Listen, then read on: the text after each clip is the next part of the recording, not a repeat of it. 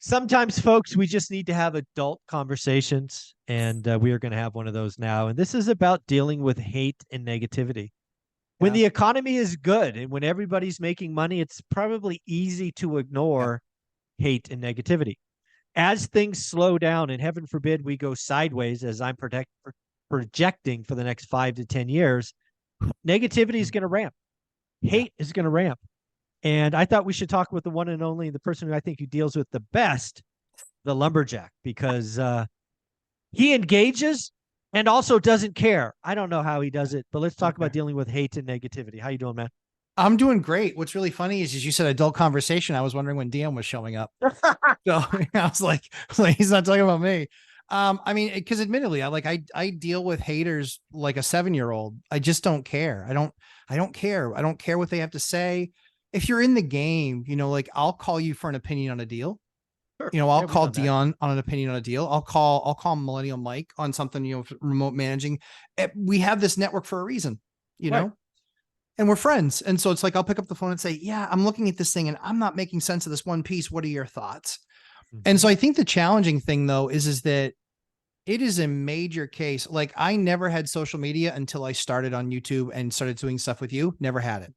Yeah. Didn't miss it. Never had it. Never I checked didn't it. know what it Didn't care. was. Yeah. Didn't, Yeah. didn't care. Didn't care. I was Yeah. just like, this is a complete sewer. It's a complete and total waste of time. And very often trolls come on and they think they know you because they watched a 15-second clip and they're taking out of context. Mm-hmm. They're taking it out of context because they don't understand because they aren't investors themselves. Mm-hmm. And so I am usually nice. I'm nice up front. And then if you prove to me that that nice doesn't work with just normal conversations and normal discourse, then fine. I can we'll play that game. Like I'm mean. I'll get really mean. And I do that on purpose because I'm not going to let I believe that the my position is I sacrificed everything for 20 Yeah. years to get to where I got to. So I'm not letting some loudmouth punk come and talk to me about landlords should die. Like Mm. where's the moderators on that, right? Yeah. It's like, Yeah. wait, you talk all about this tolerance. Where's your tolerance? I have an Mm-hmm. idea. I have no problem making a judgment about somebody, but it's based on informed opinion. Yeah. It's based on informed opinion. So I think that people very often in the beginning of their real estate journey, they listen to people that aren't where they want to be. Yeah, I don't know of a better analogy, and three of us came up with this, right? There are people in the parking lot, and maybe that's where everybody starts, right? You got to park in order to get in the Yeah, arena, and then you got to sure. be in the arena to get on the field. So I think the analogy works.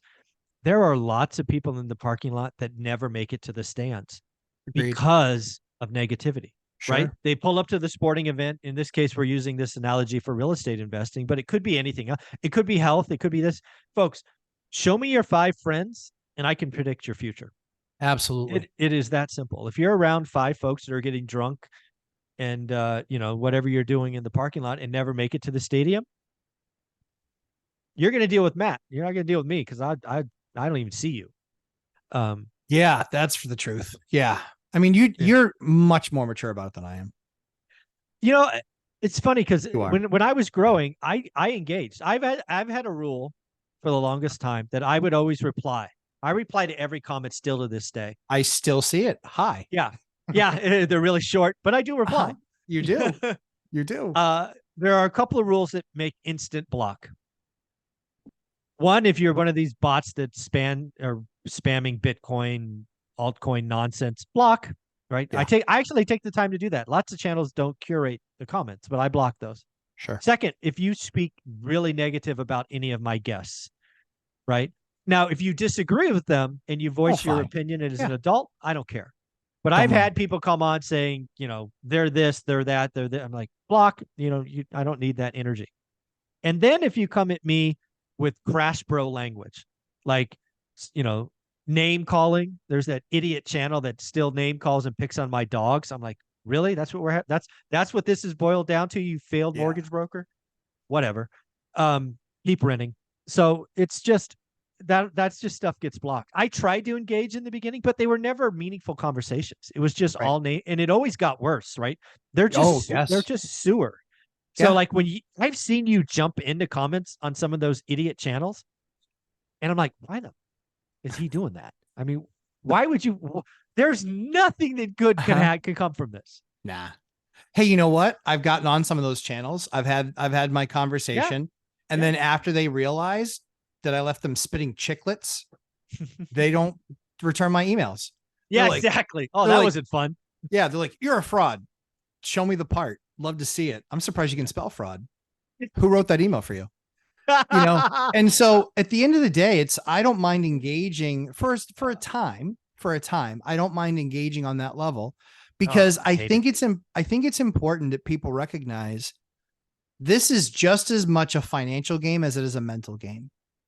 So let's poke at that because I think again, so we do a good job, or at least getting people out of the parking lot into the stands. But even when you're in the stands, it's still a mental game. It is. Right? Because again, you're with your 5 buddies. 3 of them suck. You left them behind. They're drunk in the parking lot. 2 of you made it to the stands, right? You put your ticket, you got in the game, or you got in the stands. You're watching the show. But there's 2 of you there. One of you is still talking nonsense. Oh, good for them. Oh, it doesn't work. This time is different. Blah, blah, blah, blah, blah.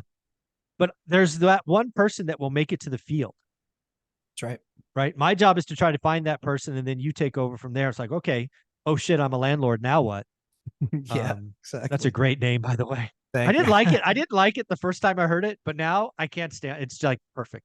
Everybody sitting at that closing table has had that oh shit moment. It's like, now what? It's like they don't know what an estoppel is. They don't know what this stuff is, and they're just like, "Oh my word, we own this place, and we're responsible for tenants." Yeah, exactly. Well, that's different, honey. Yeah, it's different today. Yeah, exactly. It's different. But I think as we look at that stuff, I think people really underestimate the mentality, the mental part of the game, and that is, if you can be talked out of something or into something, you can be talked out of something. Yeah, that's and true. So at the end of the day, you want to have that conviction that, hey, you know what? It's okay if this doesn't go exactly as I hoped. It's okay if I fail a little bit. I'm going to make a ton of mistakes along the way, but I've been taking in content from Mike and Dion and the Lumberjack and all these different people, right? I've been taking in hundreds of hours of content. Now I'm investing in myself in courses. And then it's okay. You can still make mistakes, but oh my word, do you make so many fewer mistakes?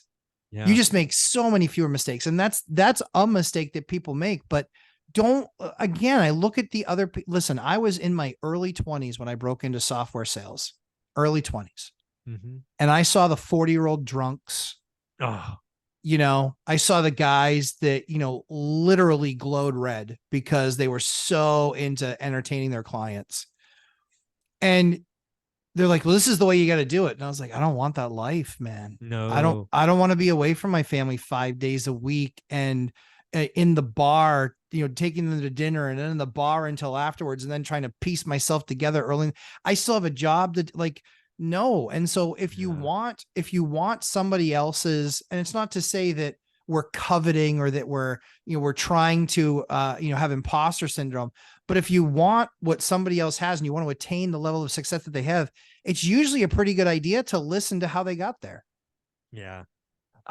If I could impart, Mike, if I could tattoo something on people's brains is the first 3 to 5 years, it's hard, but worth it. Worth it, of course. Right? Anything worth doing is.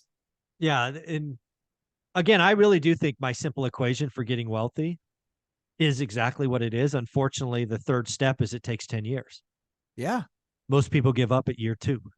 Yeah. I mean, again, if you look at your stock portfolio in 2 years and you're like, I feel like it's not gone up that much. Like, how do you think probably people right? Felt, right? And you're probably right. You're probably right. Man, I don't understand. Why is that 30-year treasury that I bought not really worth anything? It's worth less than what you paid for it. Yeah. If you try and pull the money.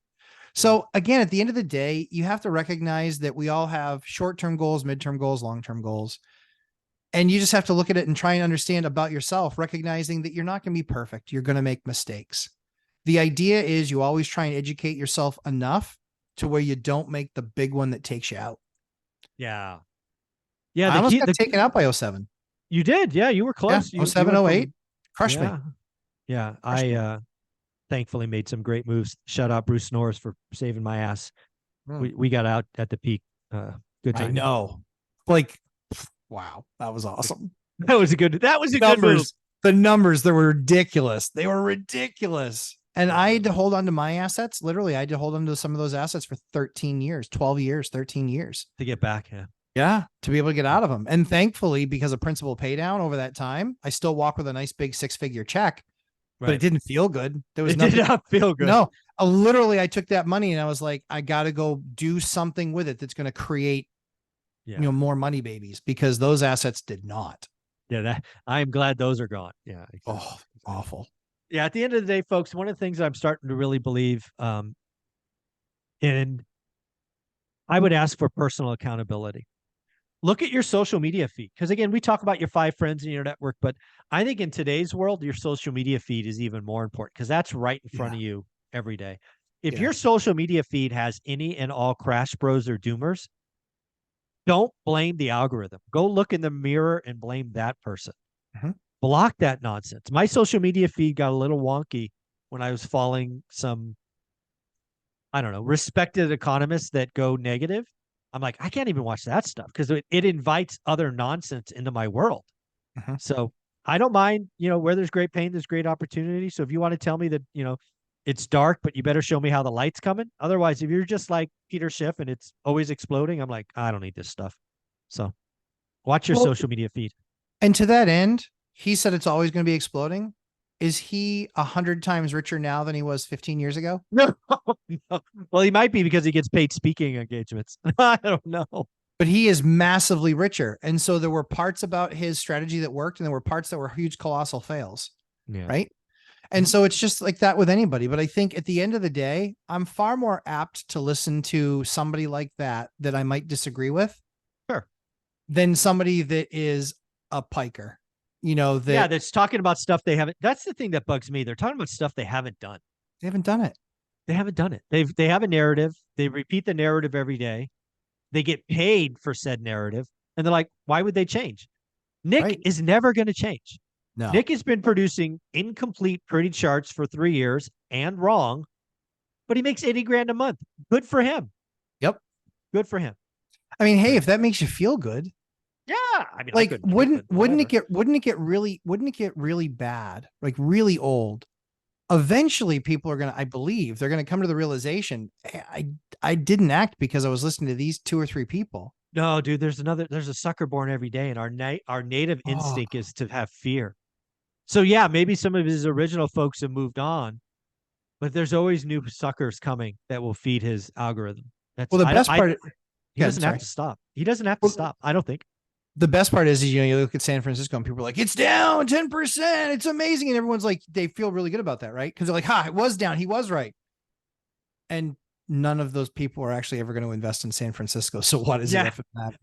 How does San Francisco make him right? I don't know. Whatever. Exactly. But again, even so, it's more the idea of look at principles, look at processes, look at systems that work in your market, work in your area, right? That aren't just, I mean, yeah, okay. So, pick a currency and it's on the brink of collapse.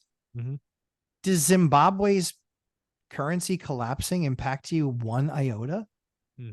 Yeah. Like, how does it impact you? People need to really start to consider, hey, how does this impact me? Because I have those alarmists that blow my phone up and I was just like, dude, I don't care. Like, how can you not care about that? When was the last time I converted dollars to Zimbabwe?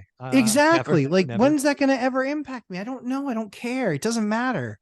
Yeah. So yeah, people need to focus much more on the positive. And it's not to say that we don't listen to other. How about just people that are really doing it? Just doing work. Just do it. Yeah. Just do the work. Do the work. Stop listening to renters talk about investing in homes, because clearly that's not worked out the last couple of years. And dealing with failed mortgage brokers who now need a channel to pay for his life. Not a good idea either. Matt, how can people find you? Lumberjack Landlord on YouTube and Instagram, 11:30 a.m. Eastern time every Sunday. We spend 90 minutes answering questions. God, that's awesome. Thanks, buddy. Thanks, pal.